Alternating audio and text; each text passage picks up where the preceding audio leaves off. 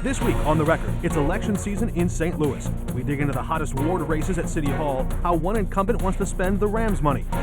More funding cuts and mass layoffs. The Doge wrecking ball hammers the Department of Education. What does that mean for the local classroom? Who's leading the Democratic Party? Why one Illinois Democrat may have his eye on the Senate and another on the White House. Plus, beyond the state takeover of the city police, what else is in Governor Kehoe's crime plan? How the immigrant community is responding to requirements that police report immigration status. It's all coming up right now.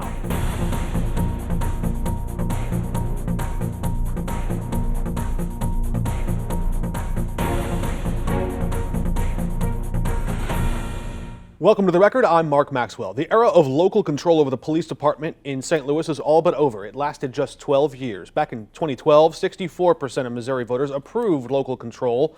But on Wednesday, the Missouri House overturned that position, stripping the mayor and local voters from directly controlling their own police department and reinstating a state-run police board of commissioners that dates back to a policy from the Civil War era. You're going to see an immediate impact on that police force. I don't think anything's going to change. The upside is an immediate boost in police morale. It is a government overreach. Partially the state is, through this Board of Police Commissioners, telling the city how to run this department. This is a stab in the back, not just to the city of St. Louis, but to the mayor of the city of St. Louis. I believe in local control. I think most people do, but this is a bill that needs to get passed. The bill won bipartisan support, including from some South City Democrats like Steve Butts you heard there. Mayor Tashara Jones called it a cowardly shift toward autocracy. She and her challenger, Kara Spencer, have both vowed to fight it in court. Governor Kehoe plans to sign it into law after returning from the legislative spring break. It also includes a number of other key pieces of his broader crime agenda, including enhancing criminal penalties for organized retail theft or drag racing. It would also cap the cost of jail cell phone calls and increase reporting requirements for prosecutors. It would also require police to report the immigration status of anyone suspected of low-level crimes like drug possession or resisting arrest. Illegal immigration provisions that are in there that will collect data on an individuals who were stopped, their immigration status, if they're legal or not legal. That seems like it lays a legal pretext for an officer to say, you're resisting arrest, now I need to see your immigration status, now I'm going to refer you for deportation. Well, if you're resisting arrest, you're being stopped for some sort of criminal activity. So, and within that criminal activity, you're asking for ID. How would you vote on something like that? Yeah, I would oppose that. You know, you don't want to have a situation where you're targeting folks or people who are just in the country legally. Does that give you any pause at all? It does. It does. Of everything on there, it did give me a little heartburn. Joining us now is 6th Ward Alderwoman Daniela Velasquez from the city of St. Louis with instant reaction to this vote that just passed on Wednesday this week. What do you think the impact will be as police start to report the immigration status of people they encounter, people they suspect of Class A misdemeanors and higher? How is the community going to feel this? Well, the community is already feeling this. I mean, number one, people have they're scared. They will continue to be scared. And I think it is disingenuous to everything that the Republicans are saying, that this is not about, that this will not hurt our economic growth. There's just a recent story in the New York Times saying that immigration and recruiting new Americans to live in St. Louis was part of the bedrock of boosting our population. A law like this does not do that. Full stop. Advocates for the immigrant community would often say that people who may not have full citizenship or may be undocumented or in that process of becoming documented, these folks are often more prone to avoid any kind of criminal activity for fear of just this. So I guess my question is, if a person is not suspected of possessing or dealing drugs, or if they're not resisting arrest, or if they're not engaging in any of these other criminal behaviors, what would they have to fear? Well, I mean, one, people are being targeted. I mean, people are worried about being pulled over anyway. We already know. I've already heard stories in the community that that's happened. In St. Louis? In St. Louis, where they get stopped for a traffic violation and somebody's called ICE.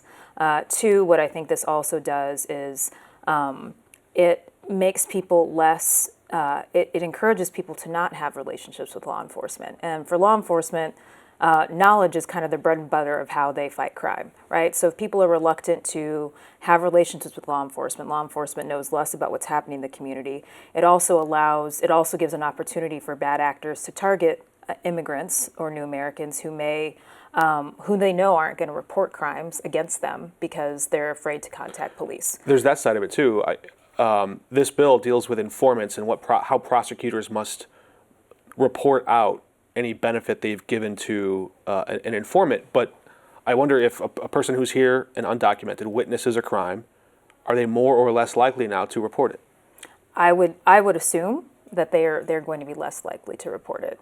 And I think what this also opens up is, we're really setting the stage for the city to have, the same kind of database to track people's citizenship status as the rest of the state. And what we saw, recently at Columbia University with, somebody getting arrested and slated for deportation as a green card holder and their, authorization being revoked. I mean, that's really scary stuff for people. And I think that this opens, St. Louis up for things like that to happen here. Yeah, and for our viewers who may not know, you spent a considerable amount of time working with the American Civil Liberties Union, and there's a First Amendment issue there. But when it comes to some of the, campus protests we saw at WashU, at Columbia, there were some iterations of language that were quite hateful, that went beyond, you could make the argument they incited hate speech. You could make the argument they incited anti-Semitic, or, some extreme critics would even say some of it was terrorist-driven language. How should we understand this question of... I mean, the ACLU's answer was the best remedy to hate speech is more free speech, right? And I think what we're looking at is the question here with what happened at Columbia University is the content, and that's always been, the question with First Amendment issues. I mean, you're a reporter, you live in the First Amendment world. What are we going to stop people based on, if the content is not hateful, right? Because hate speech is different than free speech. Even if it's highly objectionable. Even if it's highly objectionable, even if people don't like it. And that's the whole, even with protesting, it's the same thing. Protesting legally doesn't have to be nice or comfortable. But if the content, if we're in a situation where people are being arrested and their citizenship status is being threatened by the content of their speech, which is ostensibly what's happening now, that is concerning. It should be concerning to all of us, no matter if we identify as liberal or conservative, if we believe in democracy and we believe in free speech. Then even if we don't like it, it's the ability for people to say things when we disagree that keeps us free. It sounds like you're saying it's possible to disagree with the content of that particular protester at the Columbia University, but also to defend that person's right to say it without being targeted for deportation. Exactly. And I think, I know we're jumping back a few years, but there was, Ann Coulter had that whole thing, I think, in California with free speech. And I don't agree with Ann Coulter. That was a surprise to anybody watching this. But I agree with her, I agree with people's ability, even despite the fact that I may disagree with what they're saying, to say it. Yeah, we're jumping a bit from local to federal, and a lot of this is connected because some of this does stem down from President Trump's edict that local police should start reporting immigration and engaging in his deportation policies. But back to the police board and control of it for a moment. What gives you any reason to think that police wouldn't adhere to this within the confines of the law? Because if they suspect that someone is engaging in criminal activity, they have a duty to investigate that. And if they, in the process of their investigation, find that this person is here illegally and is engaging in a crime, I don't think that's unpopular for a person who is here illegally engaging in a crime to be deported. That's actually the process. Why do I think it's dangerous? It's a slippery slope to start. Where's the red line? Or where's the line there? Well, I mean, first you have a broad mandate with suspect. I think resisting arrest has also been you could say that's been a pretty broad charge, and a lot of times subjective to what's considered resisting arrest. You think a police officer could misread the intent of the law and use it as a pretext to target people? Sure, yes, I do. It's not saying that they would, but they do. I think the other bigger part of this is that we've seen that the Republicans who've pushed this law, and really the state we don't share the same values as we do in the city, and city voters have shown that. But if a police officer engages in misconduct or targets somebody or uses stereotypes to go after individuals, people could file complaints with the Civilian Oversight Board. Right, but as you know, I mean, one of the things that this law does change is that it really lessens the ability of, it takes some of the teeth out of what the Civilian Oversight Board can do. It adds another layer of a board that is not necessarily comprised of who might not have the same values as people from the city, deciding whether or not it is a legitimate complaint. You'll find a lot more extended conversation up online at kstk.com, and tune into the free 5+ app tomorrow night for an expanded version of this episode. We're back in just a moment. Remember when he disavowed Project 2025? President Donald Trump putting another part of it into action, taking the first steps toward dismantling the Department of Education, slashing about half the department's workforce this week. That means roughly 1,300 career employees out of a job. Education Secretary Linda McMahon says it's a step toward President Trump's ultimate goal. His directive to me clearly is to shut down the Department of Education. We want education to be moved back where the states run education, where the parents of the children will be running education, where governors that are doing a very good job will be running education. Joining us now is Illinois Lieutenant Governor Juliana Stratton. What would it take for the state to take over the role of the U.S. Department of Education? And do we have a read on the scope of what that kind of work would look like in Illinois? The Donald Trump White House is causing chaos, and we're seeing that with the dismantling of the Department of Education, and it's going to have an impact not just on students and workers and teachers and families throughout Illinois. It's going to have an impact on every state in America and students all across and education systems all across our country. We mentioned those students, or those federal workers rather, out of a job. Will students in Illinois classrooms notice a difference?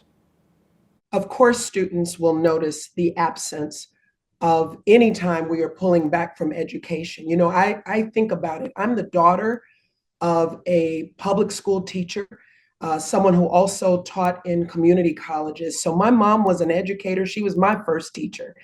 And I can tell you throughout my entire life, with her as well as a public servant, I've never heard anyone say we should do less around educating our children, that we should not pay as much attention as we need to educating our children.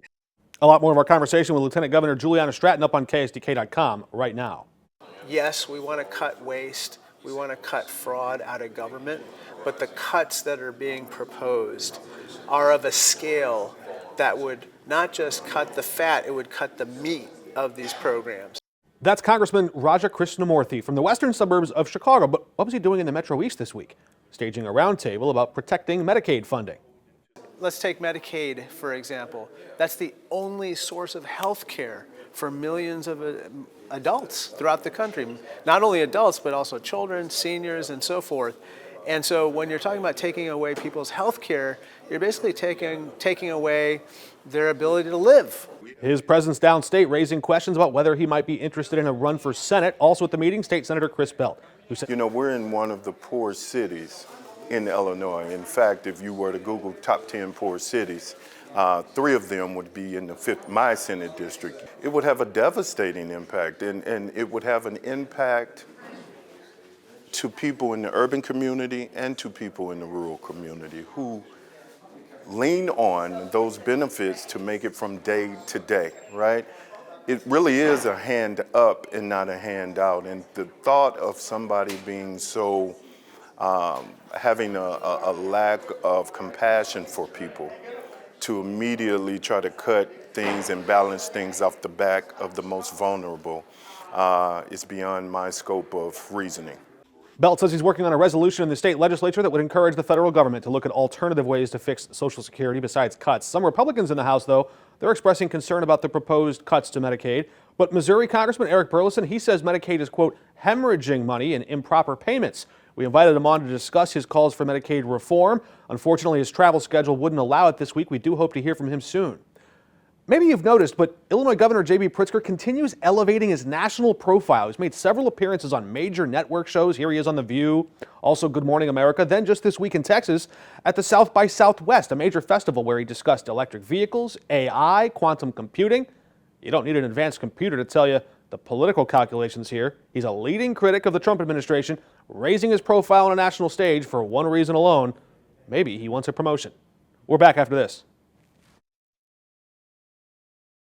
One of the most hotly contested ward races this year is in South City in Ward 1. Joining us now is Alderwoman Ann Schweitzer, the incumbent, facing a rematch, a challenge from Tony Kirchner, who was recently let go from the Sheriff's Department. We can get into some of that in a little bit. Let us know what's at stake in the future of St. Louis in this upcoming election? This race is all about who can represent the people of the First Ward, which I've been doing now for a few years. It's about making sure that the alderperson is really listening and is able to get the things that their constituents need done quickly, which I've done. What happened with the Rams bill? It fell apart. You were insisting on there being money rushed to water resources. Was there a version of that bill at some point that you could have supported? The bills that were in front of us with Rams funding weren't ready to move forward, whether it was an issue with some of the topics or some of the things that would have been funded or just how fleshed out some of the details were. What was true about both of the bills that were in front of us is that there was a significant amount of money for crucial water infrastructure that people agreed with. That was the one thing people didn't touch when we were making amendments to the bills, and it seemed like something that we could get done this session while not rushing the rest of the money forward. When you think about the future of the city of St. Louis as a whole, and of course your ward, I know you're running in that chunk of the city specifically, but where is the best return on investment? And I'll ask the question this way because there's been this discussion of, well, downtown is the economic engine, or North City deserves it the most because it's been disinvested for decades. Is there enough money to do all of that? There's probably never going to be enough money to do every single thing we want to do. So what the city needs to do is focus on the non-negotiables. To me, water is our most crucial resource. It is the one thing we can't live without. Its infrastructure has been neglected for decades, and it's something that is a problem now, but could be a crisis tomorrow. So if we focus on it and make sure that the infrastructure is improved, then it's something that we know we're going to have as a resource for generations to come.